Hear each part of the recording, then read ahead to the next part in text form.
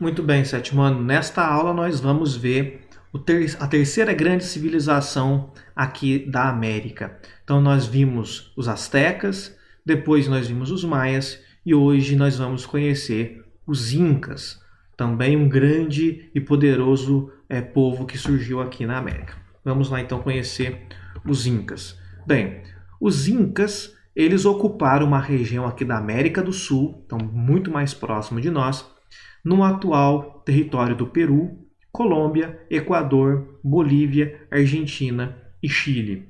Então vejam, somando o território de todos esses países da América do Sul, é um território vastíssimo e que inclusive tem diferenças geográficas entre eles. Lugares mais altos, montanhosos, lugares mais baixos, lugares com selva, enfim. Dos povos que nós estudamos até agora, ele vai ser o maior em extensão. Então, o território dos Incas ele vai ser maior, foi maior do que o território dos Astecas e maior que o território dos Maias. A formação do povo Inca vai se dar a partir de uma cidade localizada no atual Peru, na cidade de Cusco. Ainda há muitos vestígios arqueológicos nessa região, que é possível visitar, conhecer, inclusive. E acredita-se que o povo Inca chegou a ter entre 10 a 12 milhões de pessoas no seu auge. Observe que é praticamente o dobro do que a população do povo maia que nós vimos na aula passada, que girava em torno aí de 6 milhões de pessoas. Então os Incas chegaram a ter aí uma população de 10 a 12 milhões de pessoas. A organização dessa sociedade se dava em aylus, que eram pequenos grupos familiares. Então, a organização da sociedade inca era em pequenas tribos, em pequenos grupos familiares. E quando eles dominavam outros povos, eles tinham uma diferente forma de agir, a depender da reação desse dominado. Se o povo concordasse com a dominação inca, eles deixavam ficar o seu próprio governante. Agora, se o povo dominado não concordasse com a dominação, quisesse reagir, quisesse enfrentar através de guerra e tudo mais, eles então, além de dominar esse povo, transferiam esse povo para lugares distantes, chegando até separar famílias, ou seja, levava o pai para um lado, a mãe para o outro, o filho para o outro, espalhava por esse vasto território que eles tinham, de forma que essas pessoas nunca mais se encontravam. Claro que este método, gente, era para que pudesse intimidar os outros povos. Quando faziam isso uma vez com um povo e separassem todo mundo, quando eles fossem para um próximo grupo, um próximo povo, a notícia já teria chegado lá de que esta era a prática dos incas. Então isso facilitava esse povo aceitar a dominação dos incas, que era o seu principal objetivo, evitar conflito, evitar guerra, assim por diante. Bem, todos os dominados, independente de se aceitavam ou não a dominação, tinham que pagar imposto. Aliás, esse era o objetivo mais importante, obter riqueza. E a forma de obter riqueza, uma das mais importantes, era pagar imposto através de trabalho. Então, de um determinado tempo estabelecido, aquela pessoa deveria trabalhar para o Inca, trabalhar para o Império Inca, e como uma forma de pagamento de imposto. Inclusive, os espanhóis vão copiar esse modelo depois. É uma das formas que os espanhóis vão explorar o povo pré-colombiano, os povos aqui da América, vai ser então a exigência de trabalho forçado. Esse trabalho forçado para pagamento de imposto é chamado de mita e foi criado pelos incas. Bem, boa parte dessa sociedade ela começa a crescer, ela se espalha, mas o seu desenvolvimento vai ser em boa parte em área montanhosa. Para isso, precisaram desenvolver técnicas agrícolas adaptadas para esse tipo de terreno, aproveitar ao máximo o terreno. Então, o que eles faziam? Imagina que você tem um barranco, você tem ali uma serra, uma área inclinada. Para plantar numa área inclinada é muito difícil, dá muito trabalho. Você ainda, naquele momento, tudo é manual, não tem ferramenta, não tem máquina para poder adaptar o solo como é feito hoje. Então, o que eles faziam? Eles recortavam esse barranco fazendo degraus. Parece muito com uma arquibancada de um estádio de futebol. Então ela é inclinada, mas ela é feita em degrau. Porque aí em cada parte desse degrau eles vão utilizar para fazer a plantação. Então eles recortam o terreno que é acidentado, então ele continua inclinado, evidentemente, mas ele vai fazer uma espécie de uma escada, vários degraus, onde ele pode, então, em cada degrau fazer a sua plantação. De certa maneira, ele está, então, nivelando esse terreno de acordo com que ele vai se inclinando, ele vai aumentando a sua altitude. Então, é uma forma de aproveitar ao máximo o terreno. Então, esse modelo, eles vão, então, construir esses terraços, certo? Em alguns lugares,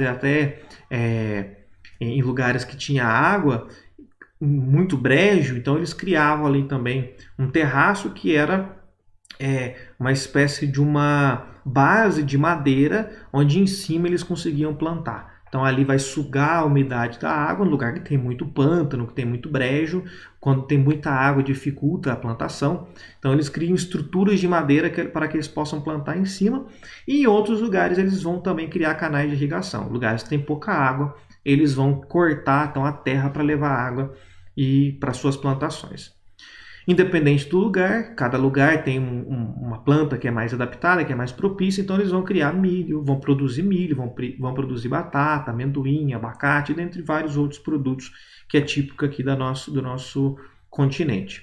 Com relação às mulheres, a maior parte delas vão trabalhar, além do trabalho doméstico, da plantação e tudo mais, vão trabalhar na fiação de tecidos, utilizando a lã da lhama, que é um animal típico aqui do nosso continente, mas é mais para a região de clima mais frio, clima mais alto. Tá certo? Então eles tosquiavam a lhama, tiravam a lã para fazer tecido. E aí, na página 41, vocês vão encontrar esse textinho aqui, que dá mais alguns detalhes sobre a participação das mulheres na sociedade inca, que é muito interessante. Então vejam só, de todas as sociedades conhecidas no mundo anteriores ao últimos 100 anos, os incas provavelmente vinham em primeiro lugar em sua atitude para com as mulheres. Elas não só tinham o direito de ter propriedades, mas também tinham o próprio Deus poderoso. Das duas principais divindades inca, a lua era a deusa das mulheres, que lhes servia como sacerdotisas. A lua presidia a fertilidade das mulheres e as protegia durante o nascimento das crianças. O papel econômico das mulheres era tão valorizado quanto o dos homens, e as cerimônias funerais rendiam homenagens ao trabalho e às necessidades delas. Enquanto no túmulo dos homens era colocada a enxada com a qual ele havia trabalhado a terra, as mulheres eram enterradas com as varetas e as roscas de madeira com as quais haviam enrolado os fios novos de algodão. Então, o que está dizendo o texto aqui? Que de todas as sociedades conhecidas até então, os incas eram aquele que mais valorizava a mulher. O papel da mulher estava em pé de igualdade com os homens. Se os homens podiam ter propriedades, elas também podiam. Se o trabalho dos homens na lavoura, na plantação, na terra era valorizado, o trabalho delas na produção de tecidos e assim por diante também era bastante valorizado. Então, os ritos funerários demonstram que há uma equivalência, que era equilibrado a valorização entre homens e mulheres. Então, isso é uma característica rara desses povos e que os incas, então, destacavam, tá certo? No papel das mulheres. Bem, como eu disse, era o maior território dos incas e é preciso ter uma comunicação entre as cidades. Então, esse território vai ser interligado por aproximadamente 23 mil quilômetros de estradas, que é uma coisa muito avançada, muito adiantada. E também aproveitava essas estradas para fazer um sistema de correios e no caminho também depósitos de alimentos para poder fazer essa distribuição para a população. Assim como outros pré-colombianos também não desenvolveram escrita, com exceção dos maias que tinham uma escrita, os incas não desenvolveram uma escrita, mas eram muito avançados na matemática.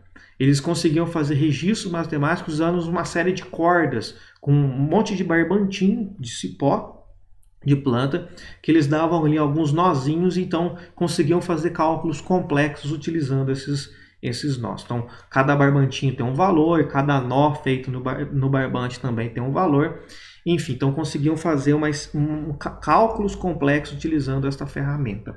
Um detalhe importante também na matemática, gente, que nós vimos na aula anterior, os maias, mas eu acabei não falando, que eles tinham uma noção que lá no Ocidente não tinha na matemática, que era a noção do zero, a noção do nada, e a importância que o zero tem na matemática. Hoje, é só vocês lembrarem que quando nós estudamos lá os algarismos romanos, não tem zero no algarismo romano. Eles ainda não tinham ideia desse vazio, do nada, que é muito importante para a matemática.